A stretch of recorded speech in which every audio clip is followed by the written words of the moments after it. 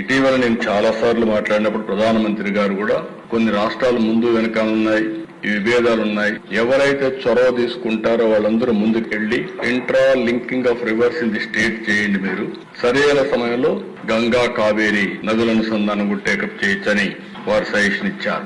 మొదటి రాష్ట్రం నదుల అనుసంధానానికి శ్రీకారం చుడుతున్నాం. అన్ని నదుల అనుసంధానం చేసే బాధ్యత ఎన్డీఏ ప్రభుత్వం తీసుకుంటామని మీ అందరికీ విజ్ఞప్తిస్తున్నాం. మొత్తం కలిసి మనకు 40 నదులున్నాయి. 38,457 మైన్ ఇరిగేషన్ ట్యాంక్స్ ఉన్నాయి. 19 లక్షల అగ్రికల్చర్ పంప్ సెట్స్ ఉన్నాయి. 14 లక్షల వాటర్ కన్జర్వేషన్ స్ట్రక్చర్స్ ఉన్నాయి.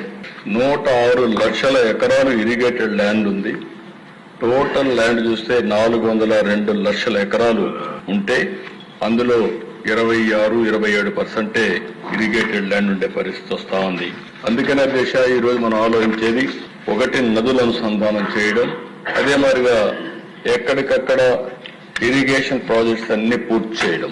తెలుగుదేశం ఆ రోజు ఎన్డీఏ ప్రభుత్వం 14-19 5 సంవత్సరాలు 68,417 కోట్ల రూపాయలు ఖర్చు పెట్టాం. అదొక చరిత్ర, ఒక రికార్డు. వైఎస్ఆర్ కాంగ్రెస్ పార్టీ వచ్చిన తర్వాత 28,376 కోట్లు మాత్రం ఖర్చు పెట్టారు.